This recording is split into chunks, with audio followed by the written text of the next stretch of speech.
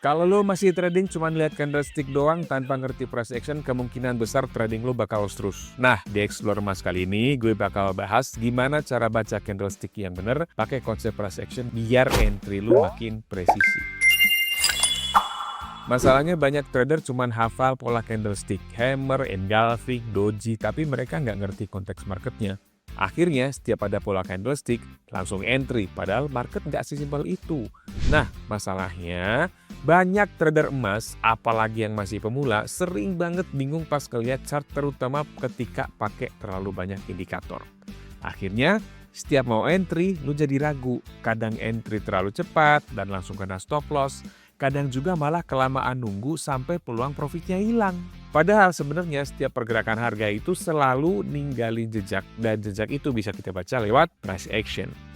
Price action menjadi senjata penting bagi trader. Dengan memahami pergerakan harga dan bentuk candlestick, trader bisa membaca struktur market dengan lebih jelas, memahami momentum yang sedang terjadi, serta menentukan timing entry dengan lebih tepat. Sebelum masuk ke contoh di chart, kita bahas dulu secara sederhana apa itu price action. Jadi, price action itu adalah cara kita memahami apa yang sebenarnya terjadi di market hanya dari pergerakan harga. Karena pada dasarnya, harga bakal selalu bereaksi di zona penting kayak zona support resistance atau supply and demand, dan reaksi harga di area ini biasanya ditandai dengan munculnya pola candlestick tertentu yang nunjukin adanya pertarungan antara buyer dan seller.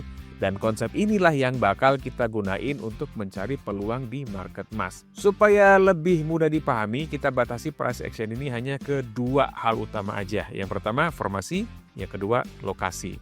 Kalau formasi itu candlestick pattern ya, jadi formasi candle memberikan kita informasi tentang momentum buyer dan seller. Tapi di strategi ini kita nggak gunain banyak pola, kita cuma fokus pada dua formasi aja, yaitu rejection dan engulfing. Kalau rejection candle itu biasanya ditandai dengan ekor candle yang panjang, yang nunjukin adanya penolakan harga. Nah, supaya valid, panjang ekornya harus lebih dari 61,8 lah kalau kita trade pakai garis ribu. Nah, kalau ekornya ada di bawah, itu disebut bullish rejection, yang nunjukin buyer mulai masuk dan harganya berpotensi naik. Kalau ekornya berada di atas, itu disebut bearish rejection, yang menandakan seller mulai masuk dan harga berpotensi turun. Contoh cara kerjanya kayak gini.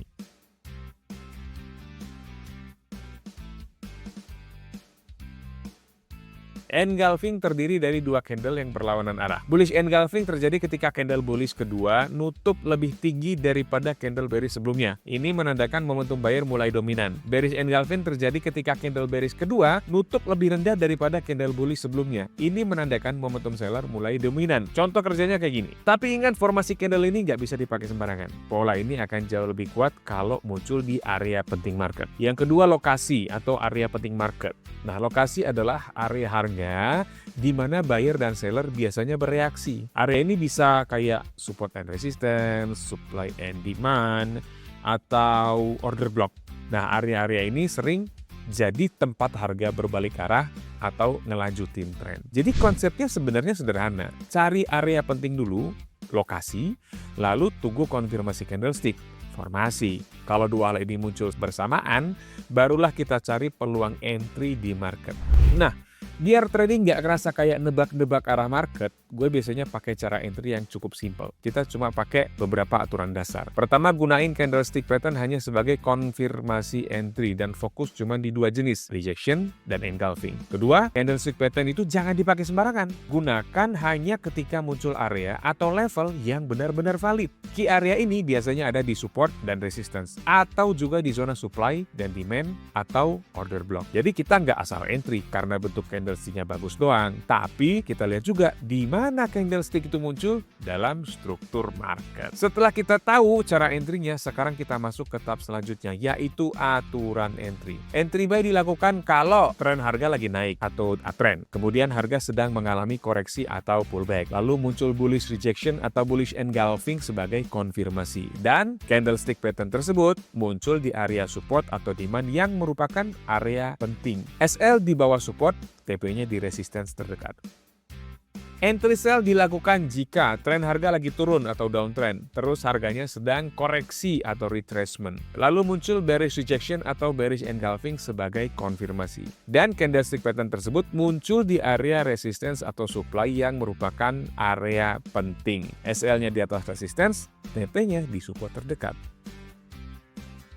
Oke, kita langsung masuk ke contoh kasus buy. Di sini terlihat harga sedang dalam tren bullish. Ada area order block demand dan order block ini ditandai dengan munculnya candle bearish terakhir sebelum harga naik kenceng. Juga ada area support yang bisa kita jadikan area entry. Sebagai konfirmasi order block valid harus muncul break of structure sebagai confluence bahwa momentum buyernya sedang dominan. Terus kita tunggu harga koreksi ke area order block sampai support. Kalau formasi bullish rejection atau bullish engulfing muncul, kita bisa ambil buy di order blocknya. SL-nya di bawah support, TP-nya di resisten terdekat. Hasilnya kayak gini. Contoh kasus kedua, di sini harganya lagi trend bearish. Ada area order block supply dan resistance yang bisa kita jadikan area entry. Order blocknya ditandain dengan munculnya candle bullish terakhir sebelum harganya turun kenceng. Sebagai konfirmasi order block valid, muncul break of structure sebagai confluence bahwa momentum sellernya sedang dominan. Kita tunggu harga koreksi ke area order block sampai resistance. Kalau formasi bearish rejection atau bearish engulfing muncul, kita bisa ambil sell di order blocknya. SL di atas resistance, TP di support terdekat. Hasilnya kayak gini. Kelebihan strategi ini, analisisnya lebih sederhana dan gak ribet. Fokusnya langsung pada pergerakan harga dan bisa digunakan di semua time frame. Juga cocok untuk scalping maupun intraday trading. Kekurangannya, dia butuh latihan membaca struktur market. Tidak semua candle rejection atau engulfing valid. Harus disiplin nunggu sampai harga masuk di area penting. Pada akhirnya, trading bukan tentang seberapa banyak indikator yang kita pakai, tapi seberapa baik kita memahami pergerakan harga di market. Karena setiap pergerakan harga selalu ninggalin jejak. Dan kalau kita bisa ngebacanya dengan benar, peluang profit akan jauh lebih mudah ditemukan. Kalau menurut lo strategi ini cocok buat gaya trading lo, coba praktekin dulu di akun demo yang ada di aplikasi Quick Pro. Linknya ada di deskripsi. Dan kalau lo pengen lebih banyak strategi trading yang simple tapi akurat, jangan lupa subscribe dan aktifin notifikasi.